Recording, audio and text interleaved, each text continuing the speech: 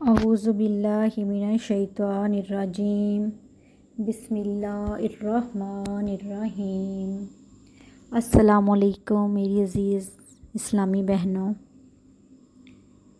اسلام میں نحوست اور بدشگونی کا کوئی تصور نہیں ہے، لہٰذا سفر کے مہینے کو منحوس سمجھنا جاہلیت کی رسم ہے۔ مسلمان تو اس کو سفر الخیر اور سفر المظفر سمجھتے ہیں، یعنی خیر اور کامیابی کا مہینہ۔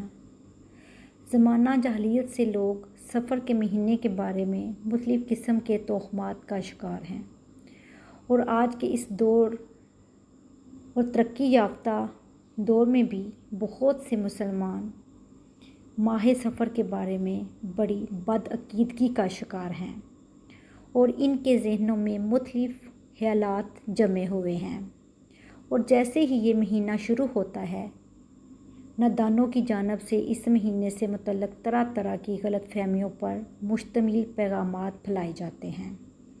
ان باطل نظریات و خیالات میں سے سفر کے مہینے کو منحوس سمجھنا بھی ہے۔ آج کل مسلمانوں میں بھی اسلامی تعلیمات کی کمی کی وجہ سے توہم پرستی بہت زیادہ ذہنوں میں راسخ ہو چکی ہے، جس کی وجہ سے لوگ سفر کے مہینے کو منحوس سمجھتے ہیں۔ بخاری شریف میں حضرت ابو ہریرہ رضی اللہ تعالیٰ عنہ سے روایت ہے کہ رسول صلی اللہ علیہ وآلہ وسلم نے فرمایا، چھوت چھات، بیماری کا دوسرے سے لگنے کا وہم اور الو کو منحوس سمجھنے اور سفر کے مہینے کو منحوس سمجھنے کی کوئی حقیقت نہیں ہے۔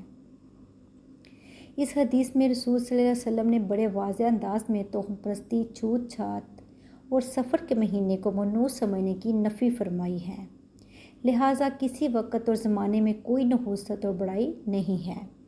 بخاری شریف کی ایک روایت میں ہے، حضرت ابو ہریرہ رضی اللہ تعالیٰ عنہ سے روایت ہے کہ نبی کریم صلی اللہ علیہ وآلہ وسلم نے فرمایا، اللہ تعالیٰ فرماتے ہیں کہ اے ابن آدم، مجھے تکلیف پہنچاتا ہے، زمانے کو برا بھلا کہتا ہے، حالانکہ میں ہی زمانے کا پیدا کرنے والا ہوں، میرے ہی ہاتھ میں تمام کام ہیں، میں جس طرح چاہتا ہوں رات اور دن کو پھیرتا رہتا ہوں۔